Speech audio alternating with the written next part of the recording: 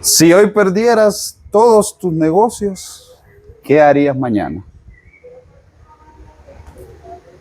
Buena pregunta. Tocaría volver a empezar, porque pues creo que la mayor riqueza que uno puede tener, hablando en el trabajo, está en el conocimiento aquí.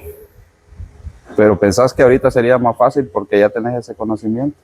Claro que sí, de nuevo. Bienvenidos a su podcast favorito, Conversativa, donde tus ideas te hacen soñar y te hacen volar. El día de hoy tenemos a Mario Villatoro. Bienvenido, Mario, al programa Conversativa.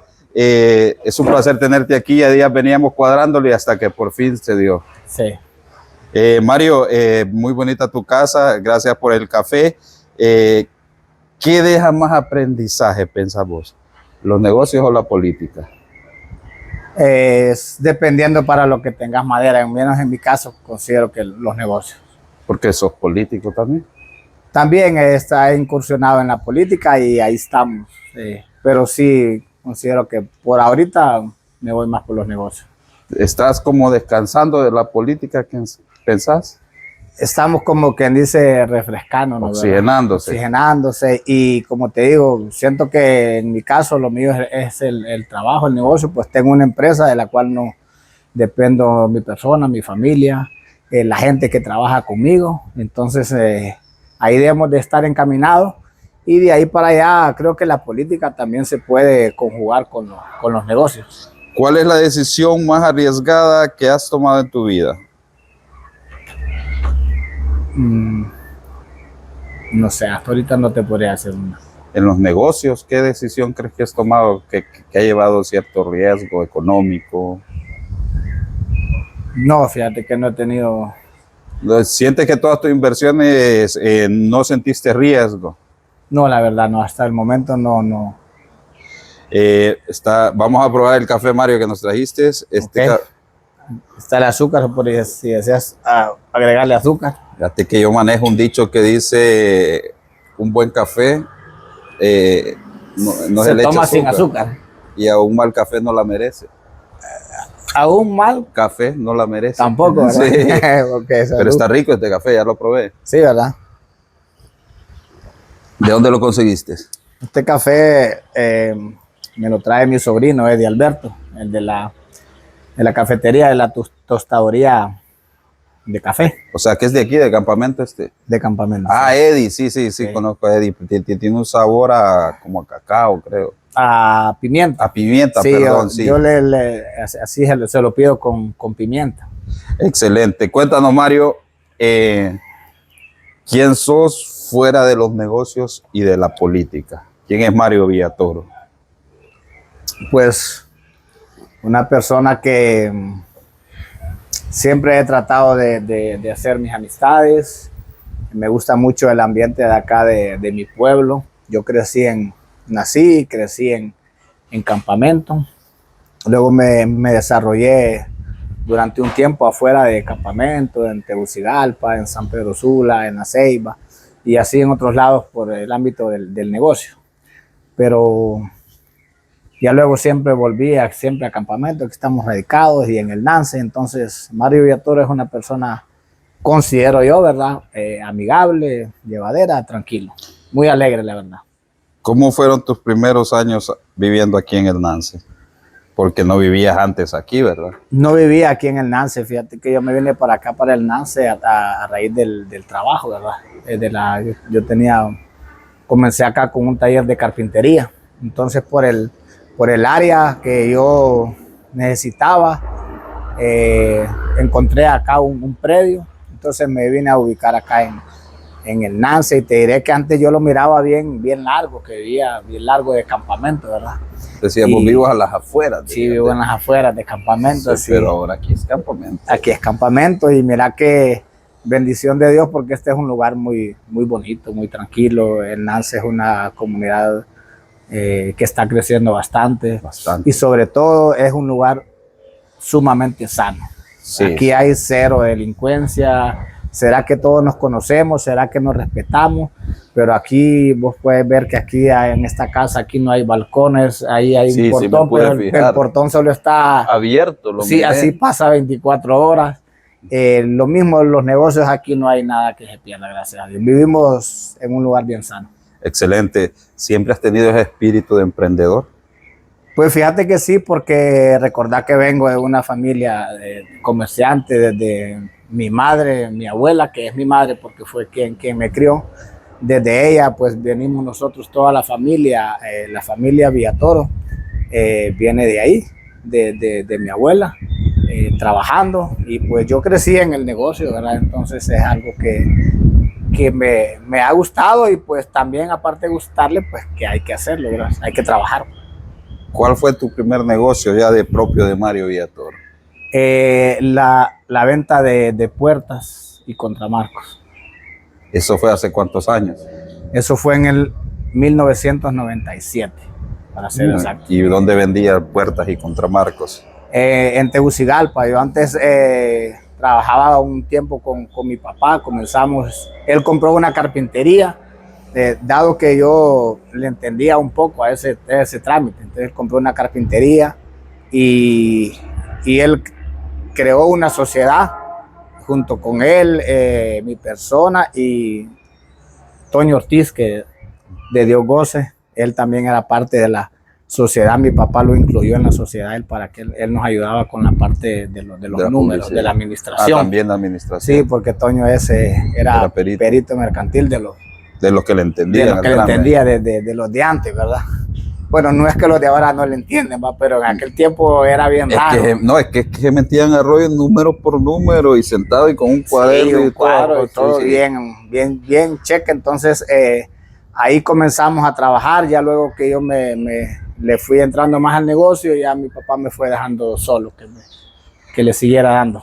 Actualmente estás en varios rubros, es en transporte de carga pesada, en transporte de personas, tienes un car wash, tienes siempre tu aserradero.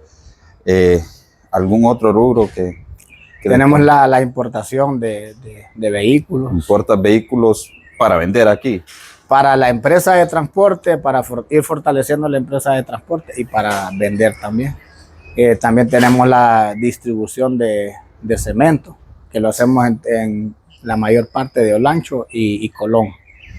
Siempre con tus unidades de carga, distribuís en Olancho y en Colón cemento. Directamente desde la cementera. Directamente, sí. ¿Cuál de todos estos negocios consideras que fue el más difícil de iniciar, de poner en marcha? Pues te diré que no he sentido como negocio tan difícil, porque por ejemplo con el que comencé bien joven. Yo tenía 16 años cuando comencé a trabajar ya en mi negocio propio. Entonces en aquel momento no tenía el único compromiso, la única carga que yo tenía era que quería trabajar. Entonces no es lo mismo cuando vos a veces comenzás a trabajar, me parece a mí, cuando comenzás a trabajar ya un poco grande o con familia o con compromisos, esto, el otro, que las obligaciones de la vida te hacen meterte ahí, pues entonces estás pensando en cómo trabajar, pero estás pensando en los compromisos que te están apretando. Sí, sí. En mi caso, gracias a Dios, no, ¿verdad? Cuando yo comencé, pues estaba bien, bueno, tenía 16 años, ¿verdad? Entonces para mí, sinceramente, todo era ganancia. Lo poquito que iba ganando era ganancia. De paso, me fue muy bien. Sí me recuerdo que los primeros 2 años, yo después analicé que el negocio era muy bueno. Era muy bueno, entonces digo, aquí hay una oportunidad de un buen negocio, de capitalizarse. Y los primeros 2 años, sí me recuerdo, yo trabajé duro. Trabajé bastante duro, me tocaba trabajar personalmente, ¿verdad? No tenía ayudante, yo era todo. Pero ya después de eso, pues fui aprendiendo pues tenía que contratar gente, ya no podía hacer todo yo solo. Y una cosa muy importante que me ha ayudado en mi negocio es que he aprendido a delegar funciones. Sí. Mi papá Carlos Villatoro, pues lo conocemos, una persona comerciante, me ha orientado bastante con su sabiduría, con su enseñanza, con su experiencia. Te voy a comentar así ligeramente algo que marcó como una línea en mi vida, en el trabajo, ¿verdad? Yo estaba haciendo acá mismo, al otro lado donde tengo el plantel, yo estaba haciendo unos agujeros con una barra y una chancha, que le llaman, ¿no? Entonces yo ya tenía como unos 5 empleados. Entonces él vino de allá, tenía a los empleados trabajando en otro lado y en el predio que compré aquí en el Nance, ya lo estaba preparando, entonces yo estaba haciendo agujeros y debajo de un solva estaba trabajando y él llegó, y de casualidad llegó y me miró y me dijo, ¿qué estás haciendo esto y esto? Pero ahí no estás haciendo nada, me dijo, lo que te estás es ganando 80 pesos, me dice. En este tiempo se ganaba 80 lempiras al día, vos ya no estás para eso, me dice. Vos tenés que poner a alguien ahí, vos tenés que estar viendo el trabajo, viendo esto, lo otro. Pues cuando él se fue, dije yo, puta, con estos viejos no se queda bien, y uno trabajando pero después me puse a recapacitar y después me quedé pensando en esas palabras. Y sí, ¿verdad?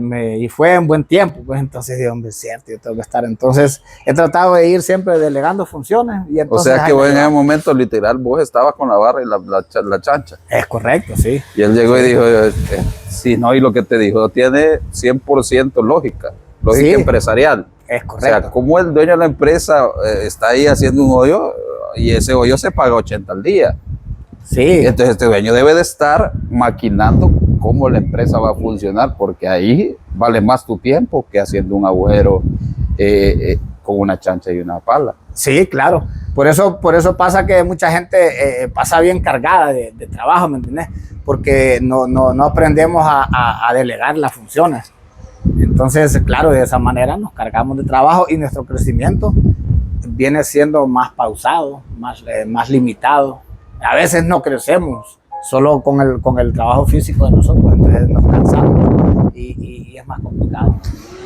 Ahí fíjate que en ese análisis y en esa enseñanza que te dejó tu papá y que yo ahorita la tomé como muy interesante, cabe aquel dicho que dice que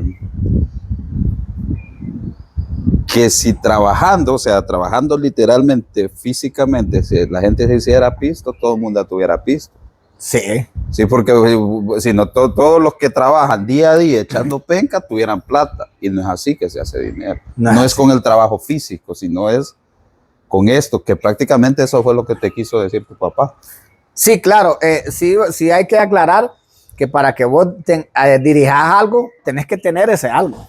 Entonces, lo que te decía yo al inicio, claro, eso me tocó a mí solo. Cuando yo te hablo de ese que me dijo mi papá, ya habían pasado los 2 años que te mencioné al inicio, donde trabajaba yo solo. En ese momento vos pensabas que si no lo hacías vos físicamente, o sea, no ibas a generar ganancias. O pensabas que te ahorrabas o qué sé yo, porque generalmente es lo que pensamos en ese momento. La verdad, yo estaba avanzando en el trabajo. Según yo estaba avanzando, para mí estaba avanzando porque ya para ese momento, al inicio te comenté que los primeros 2 años fueron duros y que trabajaba, yo me quedaba dormido así en una mesa, que por cierto ahí la conservo, mi primer escritorio fue una mesa. Entonces, entonces yo me quedaba así porque yo, los clientes me tocaban pues la puerta ahí para atender. Madrugados bastante. Sí, porque yo estudiaba en la noche, estudiaba en Celaya, estudiaba en la noche, luego en el día atendía el negocio y a veces, los fines de semana venía acá a campamento y yo tenía un camioncito y lo cargaba y me iba el domingo, ¿verdad?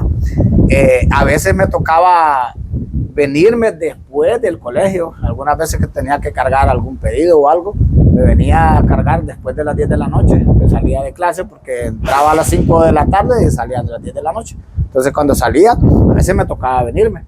Entonces venía a cargar, eran las 2, 3 de la mañana y yo cargando y luego me iba porque a las 7 yo tenía que estar en el negocio. Porque yo era el chofer, yo era el vendedor y a veces me tocaba ir a dejar puertas, ¿va? Entonces era un trabajo bien cansado. Pero pues lo que hablamos al inicio, tenés que meterle candela. No, estamos de acuerdo para hacer algo, claro. Para hacer un principio, como le decís. Y después eso es donde ya vas contratando un chofer, contratando a alguien que te ayude en el negocio y así se va haciendo de un equipo que cuando pierda uno ahí va creciendo, va avanzando. ¿Cuál de tus negocios te ha dejado mayor enseñanza? La verdad, todos. Yo me he dedicado más a la línea de la madera. Luego, hace un tiempo he incursionado en lo que es el transporte de carga pesada, muy bueno también, que va de la mano con los negocios de la madera, pues siempre va, porque yo, la mayoría de fletes que yo hago, transporto mi propio producto, solo que yo las empresas las mantengo internamente divididas, sus finanzas y todo. Correcto. Entonces ahí va todo de la mano trabajando. ¿Cuál crees que ha sido tu mejor inversión? Mi mejor inversión, ¿en cuanto a qué? En tu negocio, en tu vida. Ajá. Bueno, te diré, por ejemplo, el lugar aquí donde estamos, que de aquí es como quien dice el centro de operaciones de mi empresa. ¿Cómo se llama tu empresa? Se llama Promavi, procesadora de madera Villatoro. Y bajo de Promavi funcionan todas tus empresas.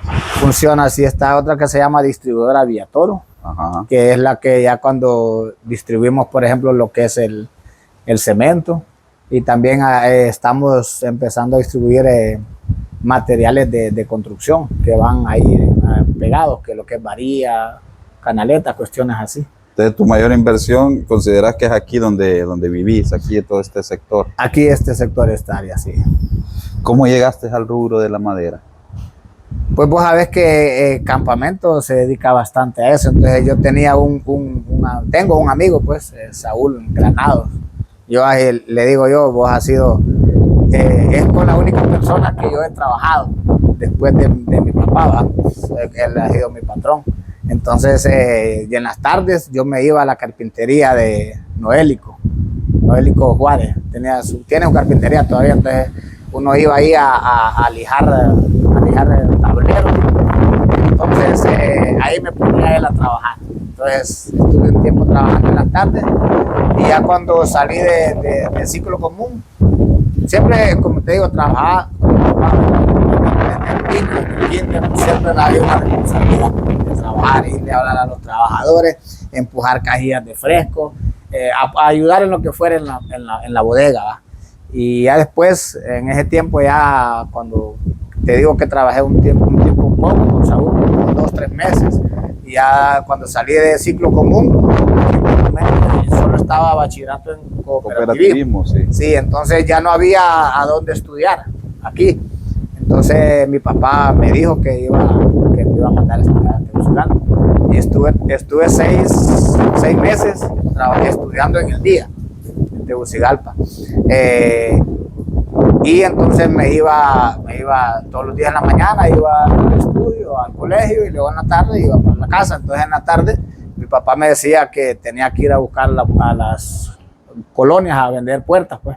Entonces yo me iba a pie hasta donde podía, pues no tenía carro ni nada. Entonces yo vivía en el Hato, y entonces lo miraba un poco difícil, de esa manera, sí, porque yo era un cipote, pues me miraba un cipote y a pie. O sea, que fuera a buscar clientes. A buscar clientes, pues, sí. A buscar qué hacer. ¿Y cómo llegaba? Pues buena, o con quieren puertas. Sí, buena. Yo miraba las construcciones, fíjate, yo vendo puertas, sí, yo iba a las construcciones, va, pero ir caminando. Entonces sí. Yo lo llegaba hasta el Hato, lo más que podías cubrir. Sí. Entonces ya luego iba a los negocios. Hay una señora que se llama Adela, la hermana de Noélico también. Ellos tenían un negocio de puertas ahí en el Morazán. Entonces yo me fui a visitar los negocios después, que eran de Campamento, todos, a ofrecerles puertas. Entonces me fui donde ellos, y ahí estuvo mejor porque ya ellos ya me conocían a mi papá. Entonces le llevábamos las puertas ahí a ellos. Entonces en una de esas, siempre el negocio mi papá lo manejaba, ¿verdad? Y ahí yo lo hacía mis cositas, y él me decía, mira, ve, toma tanto, mira, de la ganancita del negocio, porque yo siempre allá se necesita dinerito, pues. Entonces él me daba de la ganancia. Entonces le digo yo un día, fíjese que debe de apoyarme a mí, le digo yo, debe de darme un crédito a mí, porque usted le da crédito a los otros negocios, porque él les daba un crédito, ellos pagaban las puertas, y ahí, déme un crédito a mí, voy a poner un negocio, ¿no? Porque así lo miro, le digo, yo veo que el negocio era bueno, yo saqué números, ¿me entendés? Cuánto se vendía la puerta y cuántas se vendían ellos. Entonces, bueno, decidimos, está bien, entonces se alquiló un local ahí en la Santa Fe. Yo ahí tuve un negocio por 14 años. 14 en la Santa Fe, sí. Entonces, bien chavalo yo, entonces me dijo que estaba bien, entonces pusimos el negocio, y de ahí comencé. Y ahí ya me tocó ir a estudiar en la noche, ya me tocó cambiar. Estudié en la noche y en el día trabajaba en el negocio. Pero qué importante que tu papá te apoyó, porque hay otros papás que le dicen, no, porque le miran el lomo al cipote, ¿va? Y dicen, no, hombre, todavía no, que espérate, que no sé qué. Y tu papá te dice, sí, está bien, anda a poner el negocio. Sí, lo que pasa es que yo a la edad que tenía yo ya era un cipote viejo, era un cipote pero viejo. O sea, porque como desde cipote trabajaba, imagínate que yo cuando tenía 10 años, 11 años, yo caminaba en los camiones y todo, entonces... Ya tenía colmillo. Colmillo, sí, correcto, sí. Entonces ya yo sabía que más bien en Tegucigalpa, solo estudiando, no me sentía bien porque siempre me había creado trabajando todo el tiempo. Actualmente, ¿qué desafíos atraviesa el rubro de la madera en campamento? Pues fíjate que el mismo de siempre, ¿verdad? Lastimosamente no se ha podido. Te diré que el rubro de la madera en campamento es un rubro importantísimo. Sí. Mira, genera una economía, no sé si vos tenés una idea, pero te voy a poner un ejemplo. Fíjate que solo en rastras de acerrín, aquí en campamento, rastras de acerrín que producen las carpinterías, estás hablando que se cargan por lo menos, no menos de 6 rastras. Diarias. A la semana. A la semana. Te lo estoy poniendo bajito, lo Sí. que más o menos me doy cuenta. Si no es que se cargan 10. 10 a la semana. 10, pero ponele 6. Solo esas 6 rastras entre los cargadores que cargan el acerrín, que desgraciadamente tienen que traer esa mano de obra desde Guaymaca, porque aquí no hay. Entonces ya esa divisa se va para Guaymaca. Sí. Pero solo a la persona que le compran el acerrín, que lo reúne en un lugar, solo a esa persona se le están dando 15,000 empiras. Por una rastra. Por una rastra. Y Entonces, esa persona lo pone en un lugar en pick-up, que lo pasa recogiendo de la carpintería. Pasa recogiendo de la ¿Y la carpintería lo venden? Lo venden a 5 lempiras el saco de acerrín. Pues yo me acuerdo cuando inició allá en los 2000 que mi tío Hermín tenía una carpintería que íbamos a botar. Sí, iba a botar el pisto, pero... íbamos a botar, pero eran camionadas al crematorio. Y era un problema, había que invertir. Sí, porque era un gasto. Estar haciendo el taller y estar cargando el carro. No, ahora. Entonces imagínate, hablando en términos económicos, ponerle que son un promedio de 100,000 empiras semanales solo en acerrín. Sí. ¿Te imaginas cuánto producirá ya lo que si 100,000 empiras entran a campamento solo en acerrín? ¿Y de acerrín para dónde sale? Ponele que entran flojito 2 millones. ¿Y para dónde sale ese acerrín? Ese acerrín de aquí de campamento se despacha para el ingenio que hay en Cantarranas. Se llama Ingenio Tres Valles. Y ahí lo utilizan para... Ahí lo utilizan como biomasa, combustible. Ah, Sí. Como combustible. Como combustible. Yo pensaba que lo hacían para hacer melaminas. No, ese en el ingenio ahí lo usan para combustible. Ah, qué interesante, no sabía. ¿Piensas que este negocio de hoy hacia 15 años atrás ha cambiado o sigue igual? Ha mejorado. Ha mejorado. Ha mejorado. A mí me alegra grandemente que un montón de personas hemos prosperado con ese negocio. El mayor ingreso ha sido de ahí. Y a través de la venta de puertas y contramarcos he hecho un cierto capital que me ha permitido invertir en otras áreas, diversificarme. Pero mi capital viene de ahí. Pero pensar que este rubro, este negocio de venta, porque yo he visto varias gente que hace eso de vender contramarcos sobre todo. Sí. Es complicado entrar en ese mercado o hay cierta facilidad. No es tan complicado, la verdad. No es tan complicado. No requiere de tanta inversión para iniciar, ¿verdad? ¿Qué se ocupa? ¿Conectes o qué? Bueno, ocupás el taller de carpintería. Vea que es cuando... Pero yo he visto algunos que los venden los contramarcos y no tienen taller. Por eso te digo, o sea, dependiendo cómo hagas el negocio. Ajá. Porque está la persona que tiene la carpintería y también tiene la venta. Hay otros que dicen, no, pues yo solo voy a comprar y vender. Que es lo que yo un tiempo también hice, a comprar y vender. ¿Me entendés? Entonces, pero no sentí que estamos regalando este producto, toda esta materia prima así muy fácil, muy barato, muy rápido, no sé. Fíjate que a raíz de que han venido operativos y todo eso y se ha complicado un poco, ha subido el precio, pero no de acorde al nivel de mercado, por ejemplo. Por eso es que también el producto de campamento tiene demanda, por el precio, ¿verdad? Porque también si la madera se pone al precio de plaza, ya compras la madera en rollo a 5,000 y pico, que esté el metro y todo eso, ya los costos se van arriba. Y ya también permite que otras empresas que hay en Talanga y en Guaymaca y en otro lado produzcan. Pero es que te voy a decir que en Olancho, por ejemplo, no hay otro municipio como campamento para producir madera. En ese rubro es... Sí, es que, Sí. por ejemplo, te voy a contar, yo estuve en Catacama allá 5 años. Estaba en el colegio y teníamos una necesidad de hacer una cafetería de madera porque ya se había podrido. ¿Va? Sí. Según yo estaba en campamento y les digo, ¿y por qué no meten una solicitud a la alcaldía? Aquí sí, así se hace, ¿va? Sí. Meten una solicitud y que les den 1,000 pies de madera y vamos y la hacemos. Le digo. Sí. Es que aquí no hay pino. Y de ahí yo quedo viendo todo el valle, así hasta del calzado, y es cierto, no hay pinos. Entonces no hay tanta madera como en campamento. Y yo siento sí, y me imagino que muchas personas sienten que sí, que la madera como que se está desperdiciando en el sentido que estamos recibiendo muy poco dinero por toda la madera que sale. Vaya, es como el café.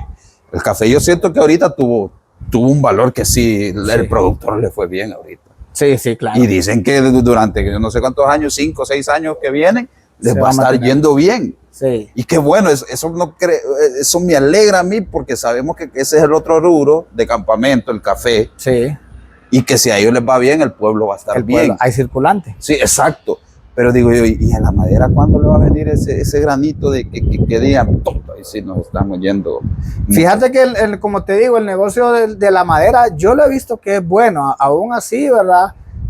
Mira, el bosque de campamento, si vos analizás, geográficamente campamento no es tan grande. No, Y el bosque no es que es tanta área. No, Catacamas es inmenso. Bueno, es el municipio más grande de Centroamérica, se supone. sí. Y sí tiene áreas. Lo que pasa es que allá lo sacan las industrias. Sí, las grandes industrias. Las grandes industrias. Y acá en campamento el bosque es poco. Es Si le poco. cayeran las grandes industrias, No, rapidito eso nos lo pelan. es un pasón, ¿me entendés? Sí. Pero ¿qué es lo que pasa? Todo ese bosque se maquila y agarramos un montón de gente del que va con la moto, porque todo se hace manualmente. Entonces, al hacerlo manualmente, se tiene la ventaja de que todo el mundo agarra un poquito. Y vos puedes ver los ingresos aquí en campamento, las remesas, las fincas de café. No todo el mundo tiene fincas de No, café. es que todo el mundo las dejó porque estaba Sí. mal. No, y aparte de eso, que ya ingresar en el rubro del café no es tan barato. Es Porque ahora tenés que está comprar mal. Hay la tierra. exigencias también. Tenés que comprar la tierra. Luego tenés que tener una inversión para sembrarlo, que tenés que esperar 2 años. Sí, sí. Ahí no cualquiera es caficultor, ¿me entendés? Y alguien con 2 manzanas, con una manzana, no es que va a ser el carpintero. No, ocupas de Entonces, 10 para y adelante. entonces la carpintería tiene esa cuestión que es algo práctico. Pero y ese gran desafío que decís vos históricamente sigue siendo el mismo y no sentí como que me quisiste decir no le hemos dado solución a ese problema o a ese desafío. Sí, siempre se está en eso, ¿verdad? Se está en ese bache ahí de la madera y que cuando vienen los operativos se complican las cosas y todo eso. Pero la gente está trabajando y lo que sí veo que a pesar de todo eso, no sé si vos has visualizado eso, hay un montón de gente trabajando en eso y hay un montón de gente que le ha ido bien. Yo conozco un montón de gente que le ha ido bien con su carpintería, que incluso antes trabajaban conmigo.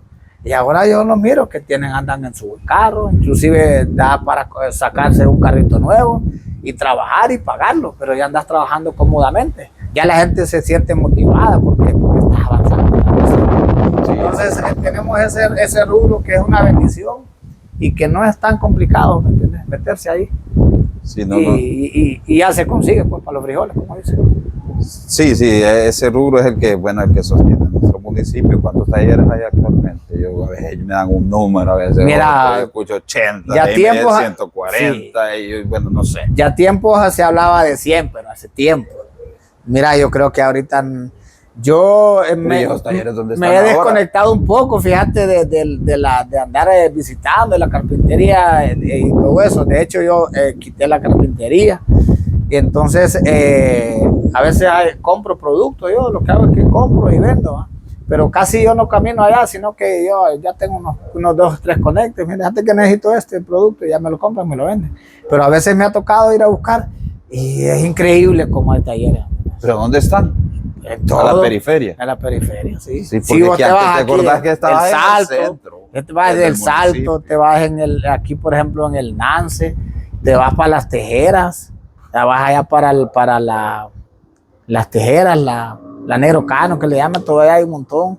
Te vas allá para lo que es por el estadio, y así un montón, ¿me entendés? De carpintería, y la gente está trabajando. Ya en el rubro del transporte, ¿es difícil administrar una empresa de transporte de carga? Tiene sus complejidades como todo negocio. Que yo siempre digo que en negocio fácil no hay. No hay. Y hay unos más complicados que otros.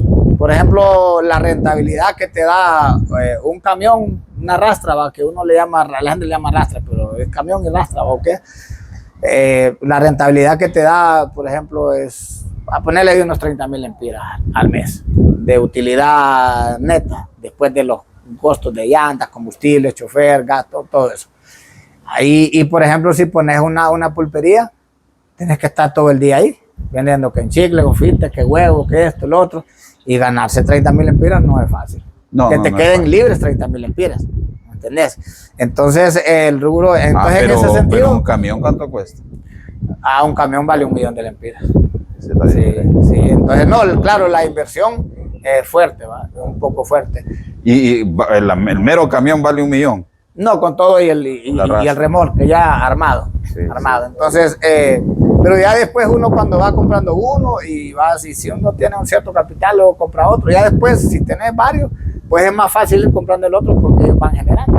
Entonces ahí mismo invertir las ganancias de dicho negocio, de dicho camión, de todos los camiones, por ejemplo, compras otro, te es más fácil porque todos los camiones le echan la vaca, se saca un crédito en el banco y se va pagando, o si tienen dinero uno lo compra. ¿Qué errores se cometen en este rubro? Porque es fácil decirme, mira, el camión me da 30,000 al mes, pero para llegar a veces se cometen errores y no puedes llegar a 30,000 y más que puedes tener pérdidas. Sí, es algo muy importante que es clave en el transporte. En primer lugar es el chofer.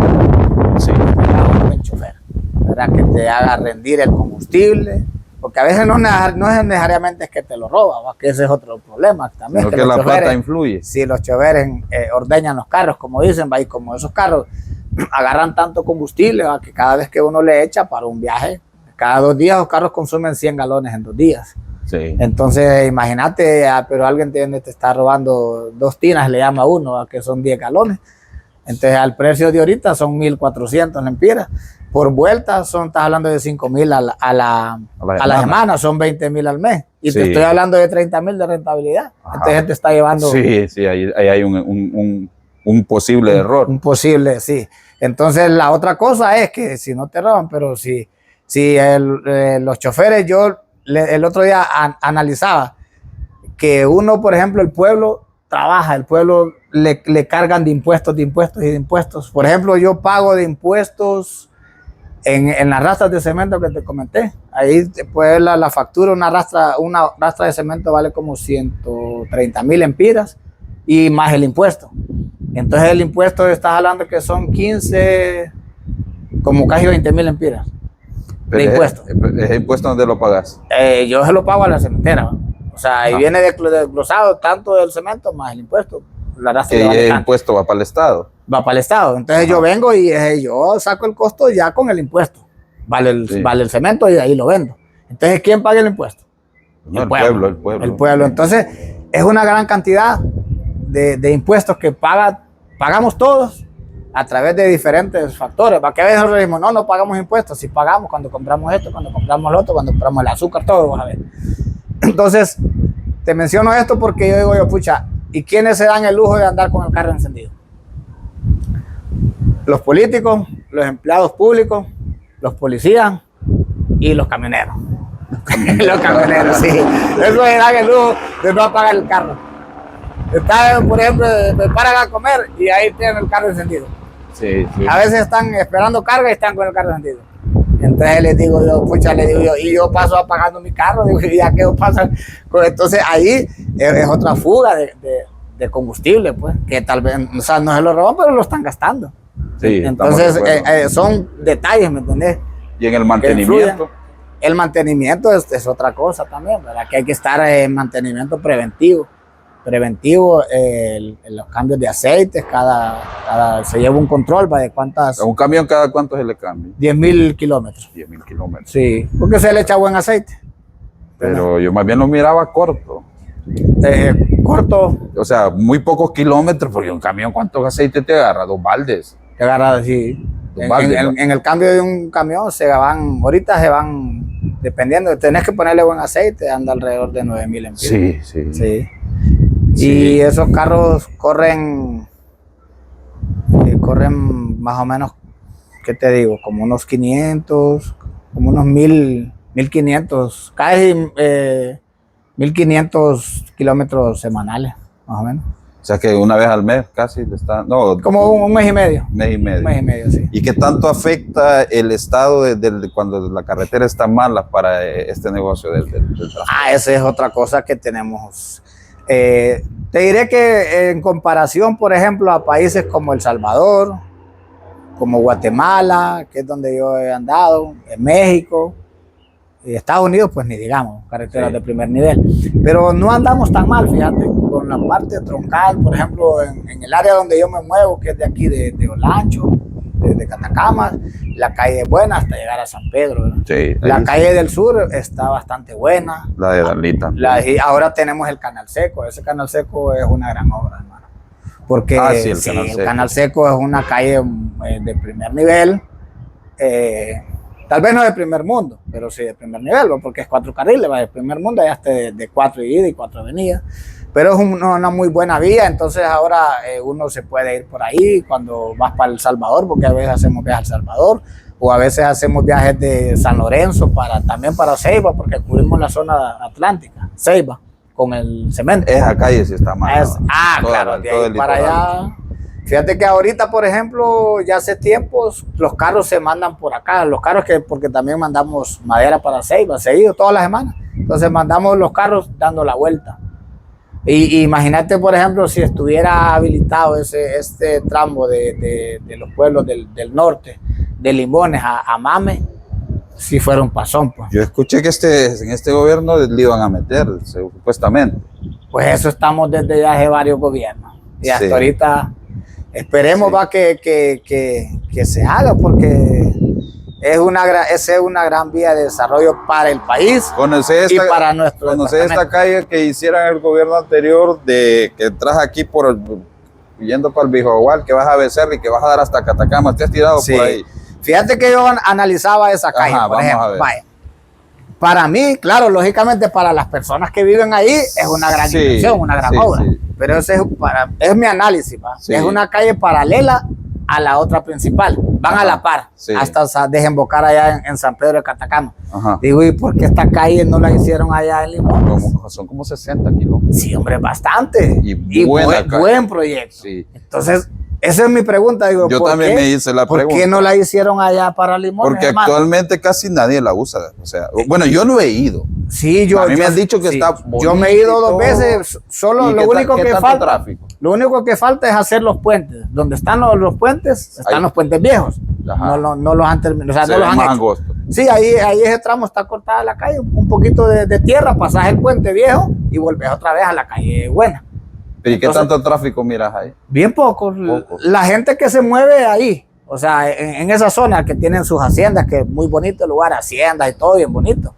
Pero analizándolo bien, como te digo, es una calle paralela a la principal. De Limones a La Unión hay 63 kilómetros. Ajá, correcto. Sí. Imagínate. Hubiera sido un avance, quien ni quiera Dios. Sí, hombre, y con la inversión que hay, ya días platicaba con un ingeniero que estaba a cargo de la calle que hicieron, el tramo que hicieron de Limones a La Esperanza, que ese se llama doble tratamiento. Entonces ese es más económico, más su costo, más barato que este otro de concreto hidráulico. Claro, la durabilidad del concreto hidráulico es es mucho más, desde luego. Pero ese doble tratamiento yo he escuchado que no es malo también. Sí, lo que pasa es que ahí sinceramente no hicieron un buen trabajo, hicieron una capita muy delgada, por eso ya tiene, rapidito tiene grada, le vas a ver baches. Entonces digo yo, con la inversión que hicieron allá, por ejemplo, en esa calle que hablas de los 60 kilómetros del Viejagual a San Pedro de Cantacama, con ese mismo dinero, con este otro proceso, doble tratamiento que le llaman, según los costos que me dijo el ingeniero, hubieran pegado allá. A Mame, porque de la Unión a Mame creo que está a la misma distancia, como otros 60 kilómetros hay. Sí. No, es que a veces siento que en el gobierno anterior tuvieron esos pequeños errores o grandes errores de que pusieron inversiones millonarias en lugares que no eran tan necesarios, sin menospreciar los lugares. ¿Va? Claro, sí. Porque el que está ahí está feliz. El que está feliz, claro. Sí, pero vaya, por ejemplo, yo he visto canchas en algunos pueblos, canchas millonarias, pues, sí, y donde hay poquita población. Sí, te voy a poner que la merecen, sí, va, pero en otros lugares más grandes no hubo ese. O de repente ese municipio, esa cantidad de dinero se hubiese invertido en otra inversión. En otra obra. Otra área. Mangulile, sí, por ejemplo, te voy a poner un ejemplo. Mangulile tiene un estadio de 20 millones. Es que si yo lo quería mencionar. Sí, y entonces, ahí imagínate, vaya, por ejemplo, mira lo que sucede cuando yo creo que no tenemos acceso. No hay liga. Sí, ese es el detalle, los análisis que deben de hacer. Sí, yo te lo digo porque yo mando cemento para Mangulile. ¿Y qué es lo que pasa? Al final a la población ese cemento le sale más caro. ¿Por qué? Porque no entra una rastra ahí. Entonces hay que llegar hasta la Unión y desde la Unión transbordarlo y llevarlo en camiones. Entonces, ¿cuánto no atrasa a ese municipio transbordar esas cargas? Y con esos 20 millones hubieran hecho la ampliación de la calle. Aunque no la hubieran hecho hacían pavimentada, pero sí la hubieran mejorado. Es que esa calle es bien angosta. Sí, esa calle es bien angosta, sí, pues entonces. ¿Cuánto pagas de peaje en un camión ida y vuelta hasta Cortés? Se pagan 1.614 lempiras. ¿Ida y vuelta? Ida y vuelta. 1.614. ¿Qué pensás de los peajes? Pues te diré que es caro. Sí, es caro. Yo siento que para lo que es el carro pequeño, lo veo bien. A la diferencia del carro pesado, le cargan mucho costo, pues. Porque imagínate, un carro pequeño paga 22 lempiras por peaje. A un camión paga 269. El que más tiene de 10 veces. Sí, más de 10 veces. Entonces, y el camión es el que mueve la carga. Sí. Entonces debería ser más barato para ayudarle al transportista. Porque a veces, aunque uno le quiera poner todo ese costo al producto, es un poco complicado.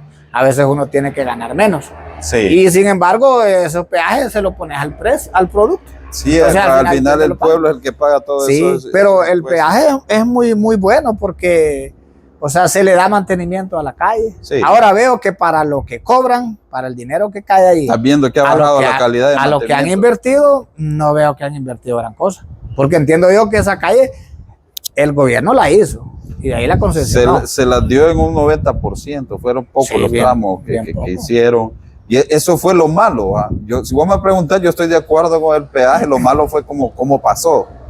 Pero si un peaje te va a dar el mantenimiento y que te va a tener una carretera en óptimas condiciones, estamos de acuerdo. Sí, estamos. Y quizás revisar los precios, como dijimos, el de carga, pues sí, está bastante caro. Sí.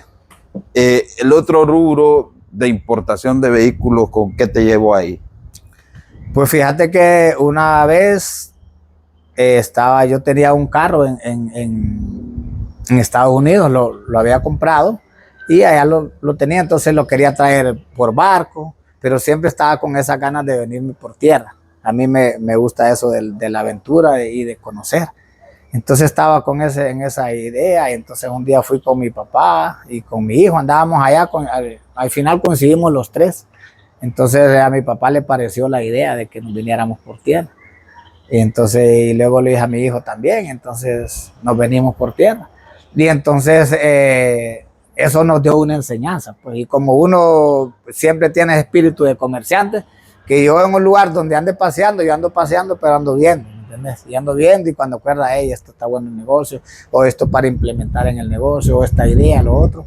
Entonces a raíz de ese viaje que hicimos, ya yo miré la oportunidad de poder importar. O sea, que los vehículos que traes todos vienen así de esa forma. Sí, todos vienen de esa forma. Allá en Catacama les dicen tacuacina. En las tacuacinas, sí, pero nosotros, bueno, el primer viaje que hicimos lo traímos 2 carros pequeños, una camioneta, 2 camionetas pues. Y veníamos manejando. Okay.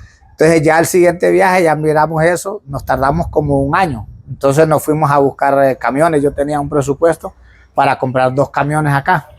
Entonces, pero dije, bueno, pero con este dinero me voy a Estados Unidos. Y entonces con ese dinero allá compré, con el mismo dinero al final, aquí compré 3 camiones. Entonces me obtuve un camión de ganancia. Sí. Y aparte de eso, pues aprendimos. Me acuerdo que me dijo, pero es que nosotros ya de camiones no sabemos nada. Me dice, pues sí, vamos a aprender. Le digo yo, sí. El primero. O sea, en ese momento no tenías ni un camión. No, sí tenía uno.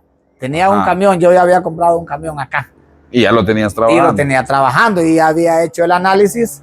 Me llevó como unos 2 años verle el resultado al primer camión. Porque no le entendías mucho. Sí, porque no tenía los conectes de los fletes, porque por ejemplo hay gente que trabaja como broker, que le llaman en Estados Unidos, o aquí hay gente que consigue fletes. Entonces, aquella gente que consigue fletes, a veces ellos los cobran a un buen precio y a veces a uno le dan más barato. Le pagan más barato y si no lo hace por el flete, lo hace otro. Hay otro, porque hay oferta. Entonces, no miraba mucha rentabilidad para la inversión que era, pero de lo que te digo, habían algunos factorcitos ahí que estaban influyendo. Pero sin embargo, dije, bueno, hay que ver. Entonces yo platicaba con gente, con amigos, que sí les ha ido bien en el rubro de transporte, pues que tenían 10 cabezales, algunos 15, 20. Entonces digo, el rubro no es malo, porque si ellos tienen esa cantidad es porque bueno, solo que como todo negocio hay que irle agarrando.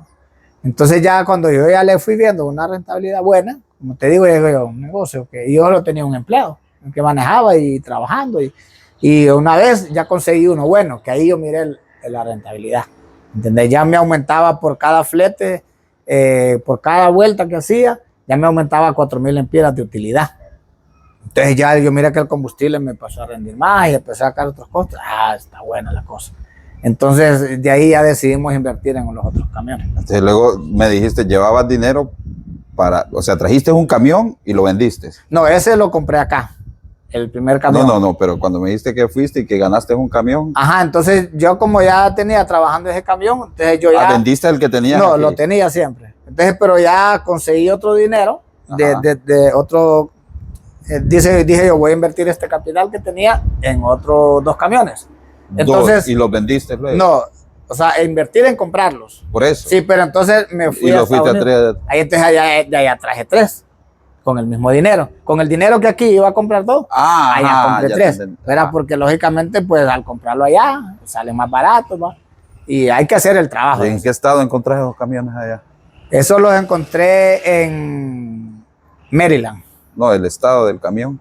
El estado físico. Buenos. Hay camiones buenos, hay camiones de todo. Pero no, o sea, me imagino yo que en los camiones no pasa como en los carros livianos que los encuentran golpeados o cosas así, o pasa igual. No, casi no. Casi no compras camiones. ¿Están buenos los camiones? Sí, están buenos los camiones. Sí, solo que en su mayoría son camiones recorridos. O sea, que ya lo sacan porque ya dieron su vida. Ya no puede, porque allá hay bastante exigencia. ¿Va? Sí. La carga pesada había escuchado que es una exigencia. Es una exigencia bárbara. Aparte de eso, que si te quedas con un camión, sí. No hay problema, sí, sencillamente el DOT que le llaman, que es el que se encarga como que el de aquí de transporte, te va a mandar la grúa. Y la grúa te va a sacar $5,000. Sí, he escuchado. Entonces ya, y de repente el camión llega un tiempo que vale ya, porque los camiones no son baratos. Los camiones nuevos te andan arriba de $200,000. Sí. Yo me preguntaba eso, ¿por qué un camión vale 500,000 lempiras? Y un Hilux decía yo vale 1,000,000. Y miraba muy barato, pues. Entonces, no, los camiones valen $200,000. O sea, estás hablando que nuevos valen 6 millones. 6 millones. Entonces, y se deprecian a tal grado que llegan a costar $10,000. No sé cuánto era el kilometraje en Estados Unidos para decir, no sé. 1 millón. 1 millón de kilómetros. De millas. De millas. De millas, que está hablando como 1,5 millones de kilómetros. Sí. O sea, pero los camiones que vos compras, los compras en 1 millón de kilómetros. ¿Ya? Sí, dependiendo, ya uno va aprendiendo a comprar. O sea que puedes encontrar camiones que también no es que están salidos del mercado allá, sino que alguien ya lo quiere vender. Sí, alguien ya lo quiere vender, buscar por ejemplo en el marketplace o a veces en la subasta. Entonces hay gente que ya quiere vender los camiones y hay otros que los sacan ya. Hay diferentes factores. Los camiones los hay desde 300,000 millas, 500,000 millas. Pero un camión con 300,000 millas. No, este enterito, sí. A veces hay camiones que vos los traes con 1,000,000 de millas y no es que ya no sirven, solo que de ahí para allá están propensos a fallar en cualquier momento. El mantenimiento es más caro porque te va a joder un poco más. Sí, o sea, no, tal vez es el mismo mantenimiento, pero está más propenso a que rápido se te arruine. Pero aquí como las distancias no son tan largas, porque un carro en Estados Unidos te recorre 3 a 4,000 millas semanales. Un camión. Un camión. Sí. Entonces imagínate, son 4,000 millas, son 16,000 millas. 16,000 millas cuando quieren ser 16,000 al mes, ¿va? Entonces imagínate, cuando es por un año estás hablando que casi corren 200,000 millas. Entonces los carros en 5 años ya tienen 1,000,000 de millas. Sí, sí. Y aquí un carro para que le metas 1,000,000 de millas, No, como 20 años. 20 años, sí, por lo menos. Sí. Entonces, ¿qué pasa? Siempre hay un chance para trabajarlos acá. Bien, ya hablamos de algunas empresas y de rubros que has estado. Vamos ahora a otra parte de tu vida, que es la política. ¿Qué te llevó a incursionar en la política? Pues fíjate que a mí siempre me ha gustado la política, ¿verdad? Me ha gustado, siempre he estado activo. Mi papá, yo siempre lo miraba también. El papá siempre ha estado metido con el Partido Nacional, pero siempre apoyando, ¿verdad? Entonces, yo también una vez, bueno, siempre estaba apoyando y una vez un amigo me invitó a una reunión de la política. Inclusive se llama Denis Gutiérrez. Sí, entonces él me invitó y digo yo, este me está dando paja. Este lo que quiere es que lo lleve a Tegu, digo yo. Porque entonces me dijo, no, hay una reunión. Le digo, mira, vamos allá y me das 500 pesos. Y me das 500 pesos para el combustible, vamos, no, porque vos me estás pagando. No, sí es cierto, me dijo, cuando subí al carro, me dijo, vamos, pues, no, dame los 500 pesos. No, vos, es que es cierto. No, es que dame los que vos me estás pagando. Y me los dio. Y después cuando fuimos allá, y era cierto, fuimos acá a presidencial. En ese tiempo estaba Pepe Lobo de presidente. Y nosotros nos reunimos con Reinaldo. Iba René Ramírez, iba Balbino. No me acuerdo quién más. Iba al final. O sea, que en ese momento no andabas en la ala. En la argolla, como dice. Del oficialismo. Sí, no, hermano, porque es que a veces uno, yo les digo, a veces uno tiene que meterse por la puerta de la cocina. Lo importante es estar ya dentro de la casa, ¿me entiendes? Sí. Entonces no todo el mundo le toca por la puerta de frente. Entonces, me acuerdo que esa vez yo platiqué con X personas y les comenté, fíjate que voy a trabajar en esto y esto. Voy a apoyar este grupo, le digo, porque yo siempre había apoyado a cada persona. Entonces me dije, no, pero es que usted tiene que estar en el equipo de los ganadores, me dice. Pero es que en el equipo de los ganadores no me dan chamba, le digo. Entonces, y aquí me están dando chamba, le digo. Sí. Entonces le comento, le digo, para que no le vaya a extrañar, le digo, que voy a apoyar a este grupo. Entonces, y así me metí a apoyar y de ahí me pusieron en la planilla. Entonces me pusieron en la planilla como regidor. ¿Regidor o qué? ¿1 o 2? Es que ese es el chiste, que vengo yo y le comento a mi tío Henry. Ajá. Y a todos. Le digo, Lick, le digo yo, fíjate que voy en la planilla, le digo yo. Ay, ¿de qué vas, me? ¿De qué? Voy de regidor, le digo. ¿Y de qué regidor vas? No, de regidor, me le digo. ¿Pero en qué puesto, pues? De regidor, le digo. No, hombre, es que ahí hay unos puestos, uno. Pues yo no sé, le digo. A mí lo mejor que de regidor, le digo. Averiguate ahí, me dije, ¿en qué puesto te pusieron? ¿En qué lugar ahí? Ya le digo, ya averigüé yo, y entonces pregunté de qué iba y me dijeron que de tercero. Y me dice, ahí no andas haciendo nada, me dice, porque no vas a salir, me dice. Pero no te preocupes, me dice, que lo importante es que vas a aprender, me dice. Ajá. Vos dale ahí, me dice, que en la vida uno aprende. Entonces te fuiste de regidor 3. Me fui a regidor 3, y hombre, y en efecto, pues no salí. No saliste. Pero hice un trabajo, pues sí, yo me metí al rollo y hice un trabajo. Y ya pues para las siguientes elecciones fue cuando iba José Luis. También yo ya no quería, esa vez ya no quería participar en la política, ¿me entendés? Porque no quería participar directamente en un cargo. Entonces mi papá me llamó, me acuerdo que venía de Tegucigalpa, estaba acá en un aguacero y me llamó y me dijo que había una reunión en la América, que iban para una planilla.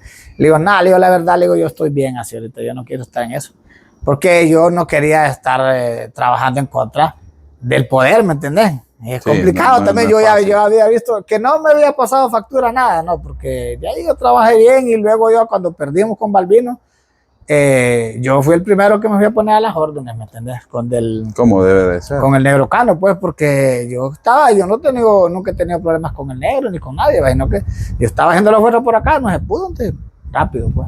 Pero ya, como te digo, ya yo miré que era desgastante, pues, estar remando contra la corriente. Entonces ya después digo, bueno, vení pues de todas formas, me dijo mi papá, bueno, yo voy a ir a escuchar. Entonces yo miré que estaba que José Luis iba a ser el candidato, dijeron, y yo miré que estaba René Ramírez y estaba Maco Soto.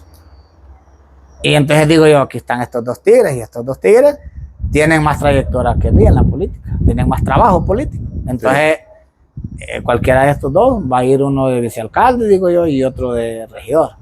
Y ahí sí aprendí a contar, ¿me entendés? Sí. Entonces ya miré, no, aquí no.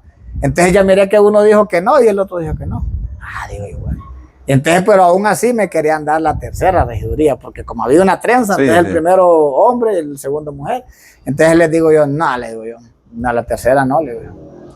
Y porque si me dan la primera, sí acepto. Si no, no, le digo. No, es que en la primera queremos poner a alguien de la zona de San Juan, ponerlo en San Juan, para fortalecer esa zona.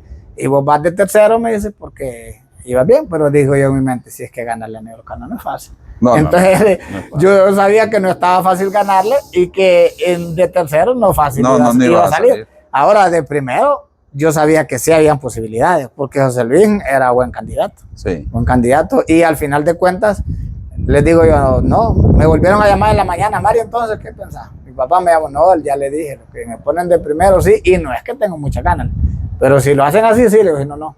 Entonces de ahí me llamaron que sí, que me iban a poner de primero.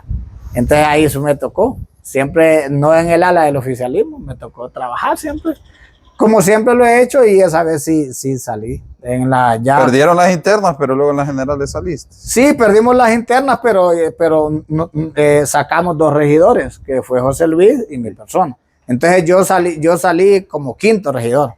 Y el partido fue la vez que nacional 7, 8. Nunca había sacado un 5º regidor, tengo entendido. Entonces yo estaba ahí también como pero le metimos candela y más bien sacamos 6 regidores. 6 fue, ¿va? 6, sí, entonces... Y así fue como logré entrar la primera vez. Y en la segunda vez tampoco ibas en el oficialismo. En la segunda vez sí. De hecho, no quería mucho ya estar ahí como regidor, porque siento que mucho tiempo como que uno se quema, ¿me entiendes? Sí. Se quema y la gente dice, no, hombre, la gente ya aparece fotografía, sí, como dicen en la alcaldía. Pero como en eso la planilla se renovó, ¿verdad? Y entonces ya el Negro Cano dijo que no iba como candidato. Incluso a mí me dijo como un tiempo antes que hablara con José Luis para que él posiblemente iba a ser el candidato, como un año antes de que fuera a entrar a la política. Ya desde esos tiempos ya te consideraban, bueno, vamos a ponerle a regidor porque es el líder del NANSE, decía. No sé, tal vez porque como ya los demás iban de salida, bueno, bienvenido Sauceda, ¿verdad? Que ya te llevaba 2 periodos. Alan Romero solo tenía un periodo. Alan muy buen político, buena persona. Bueno, tiene buen perfil, todo. Pero no sé por qué, pues, él no siguió, pues. Entonces me dijeron a mí que siguiera yo, pues, que siguiera yo como regidor. Y ya me ofrecieron la primera regiduría. Sí, ya ibas casi sí. Fijo. Y como, bueno, a veces en el pueblo pensamos que los regidores están obligados a hacer proyectos, no sé, o cosas así, como también pensamos que los diputados a nivel nacional tienen que hacer proyectos y esa no es la función de un diputado. Sí.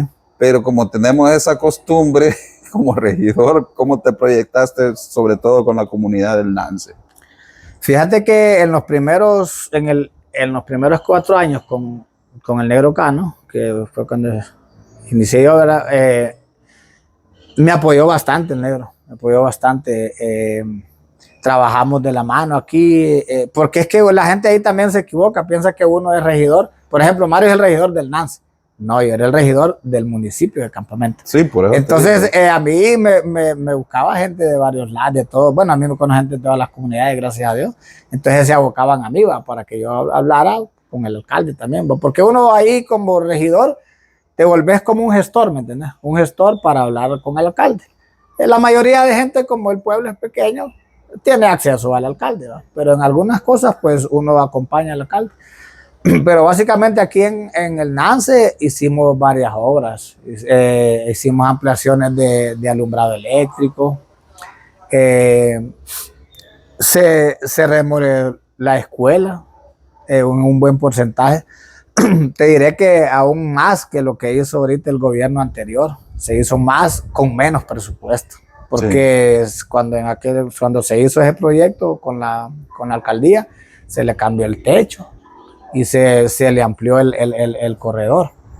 Entonces, porque como ahí se hacen las reuniones de junta de agua y otras cuestiones, aquí no hay un centro comunal, un centro para eso, entonces ahí mismo se hace y se logró eso, se le cambió, como te digo, lo que es el techo y se mejoró bastante, ¿verdad? Y con 240,000 lempiras, que en el gobierno anterior, pues no es estar hablando mal del gobierno, pues es verdad, pues parece que invirtieron como 1,000,000 y algo y lo que hicieron fue unos baños y pintar la escuela y mejorar un poquito, pero las aulas estaban casi buenas, o sea, estaban en buenas condiciones, pues solo le hicieron el alumbrado y unos baños, porque la cerca perimetral no la hicieron. Y sí hicieron unas aulas atrás, que al final, no sé, bueno, yo la verdad no me di cuenta, sino de repente pues tal vez hubiera dado uno, aunque sea mi opinión, porque atrás de la escuela aquí en el Nance, ahí era el área para hacer una cancha. Ahora ya no hay donde hacer una cancha, sí. Entonces, por donde está la biblioteca o por donde están los baños, donde hicieron los baños, ahí hubieran hecho las aulas, pues. Sí. Aprovechando el espacio, porque ahora hicieron aquellas aulas ahí y ya no hay un lugar donde puedan jugar los niños. Pero bueno, ahí está la obra. Se hizo el puente que antes era peatonal, el puente frente a la escuela. Ajá. Se hizo vehicular, ¿verdad? Se hizo una caja puente allá por los Ortega. Y así varias cosas que considero que se avanzó. Excelente. ¿Qué preferís, el negocio o la política? El negocio. ¿Arriesgarte o estar en tu zona de confort? Como dije Kiko, yo creo que es que no me han puesto donde hay. Por eso es. Sí, entonces por eso no le he agarrado el sazón, como dicen. ¿Qué preferís, arriesgarte o estar en tu zona de confort? Siempre es bueno arriesgar, porque no puedes estar todo el tiempo ahí también en la zona de confort, ¿va? Si tenés una personalidad de estar siempre activo, entonces siempre le arriesgas y le das para adelante. ¿Ahorrar o invertir? Invertir. ¿Trabajo físico o trabajo mental? Al inicio, cuando se comienza a trabajar, tiene que ser físico, pero después se tiene que ser mental. ¿Una palabra que define el éxito en Mario? El trabajo continuo, día a día, y hacerlo con muchas ganas, con entusiasmo. ¿Cuál es el logro que más orgullo te da? O sea, que vos te sentís y que vos decís, puta, lo logré. Pues fíjate que hoy en día me siento pleno, satisfecho conmigo mismo, muy satisfecho conmigo mismo. En primer lugar, tengo una familia, tengo un hogar, tengo mis hijos, los cuales están creciendo, se están desarrollando, la mayoría están en el estudio. Mi hijo mayor está trabajando conmigo en la sociedad con la importación de vehículos, un cipote muy trabajador.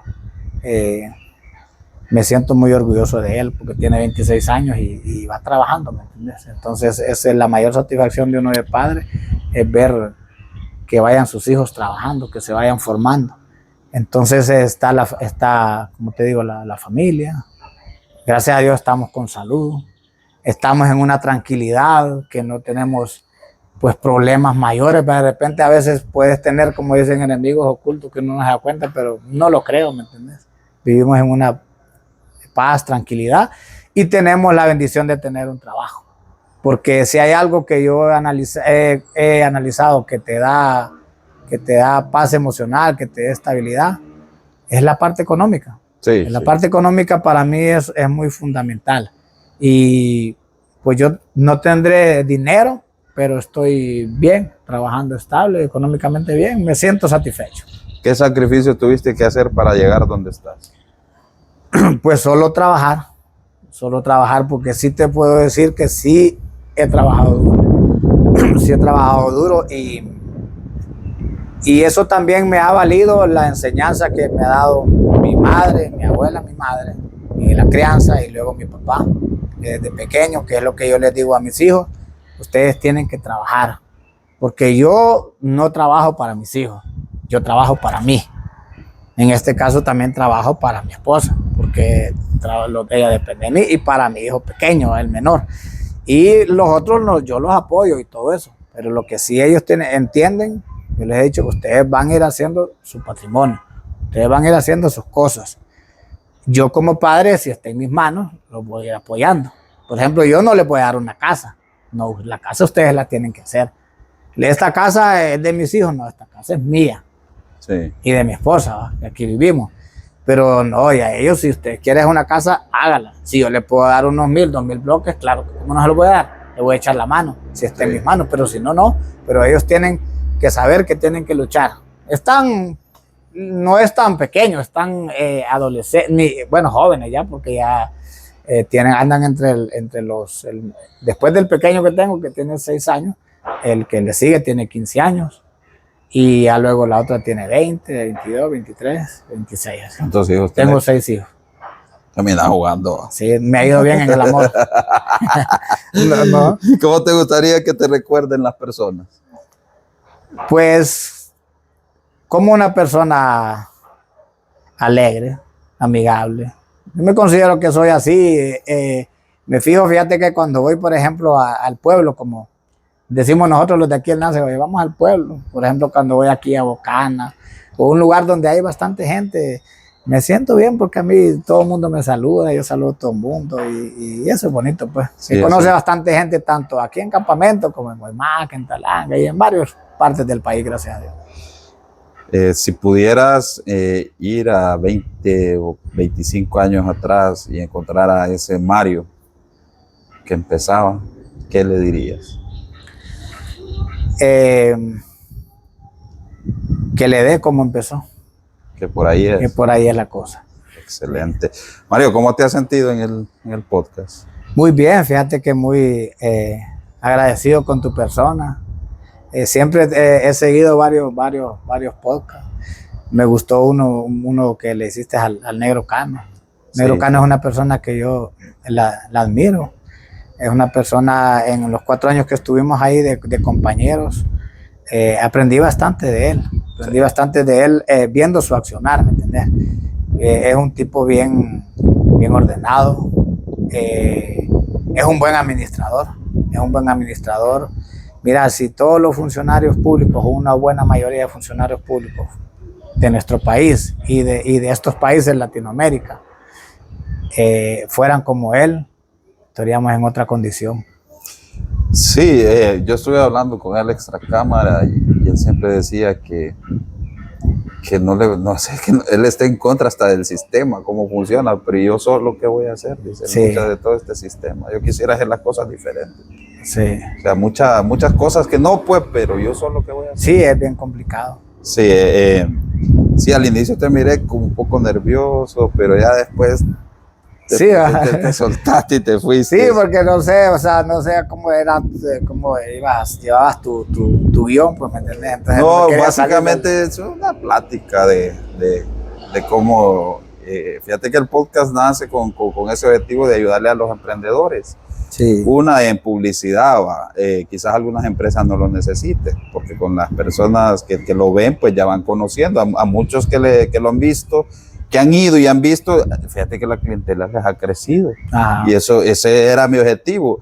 2, escuchar que las personas de Campamento o de quien nos escuchen casos de éxito para que haya motivación también. Sí. Porque a veces, estás estudiando en el colegio y yo sé que vos pasaste por ahí y a veces no sabes qué hacer con tu vida. Sí. Tenés 17, 18 años, ¿y ahora qué sigue? Entonces digo yo, llevar estos mensajes de éxito de personas, de jóvenes, de emprendedores, ¿cómo lo han logrado? ¿Cómo lo han hecho? Que escuchen para de ahí formen una idea. Por ejemplo, yo ahorita te puedo preguntar, si yo te digo ahorita, Mario, dame una idea de negocio, que vos digas, con una idea pequeña, que vos digas, con eso se hace pista. Dame. Sí, vaya, te puedo decir, si vos te vas, tenés un cierto capital, entonces vos te vas a la agencia, por ejemplo, le vas a la agencia, vaya y compres un camioncito, un camioncito nuevo que no le va a dar problemas y le van a dar una prima poca.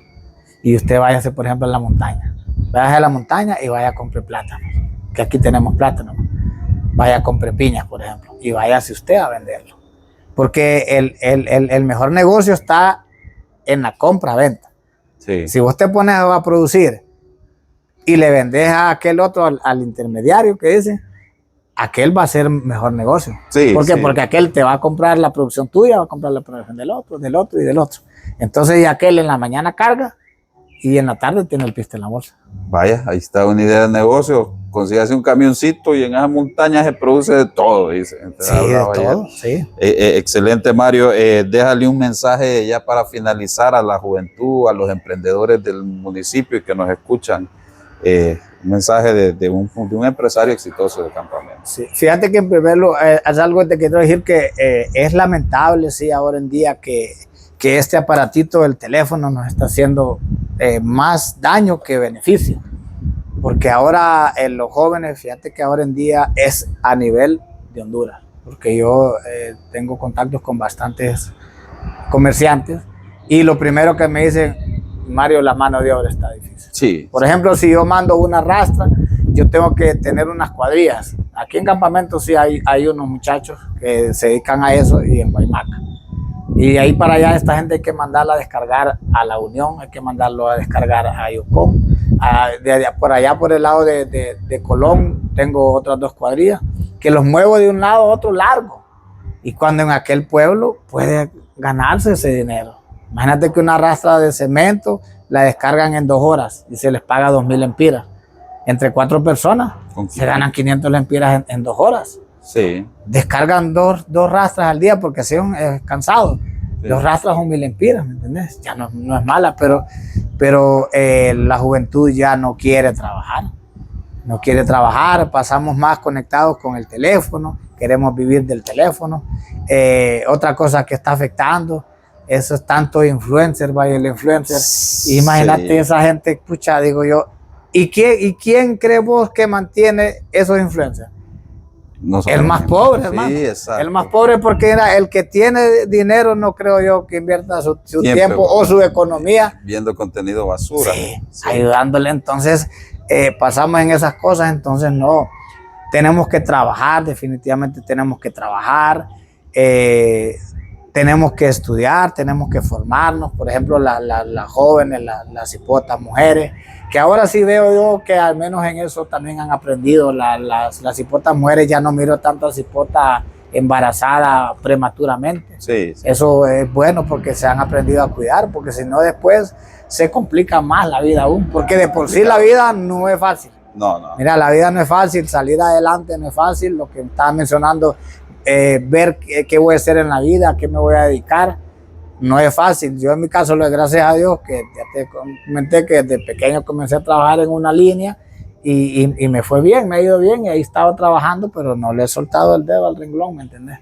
Sí. Ahí estamos hasta el día de hoy trabajando, ya ahora otra hora con mejores condiciones, ya delegando funciones, nosotros tenemos un equipo de trabajo, pero el equipo se va formando con un montón de años. Imagínate desde el 97 sí. A la fecha estamos hablando de 30 años, 29 años.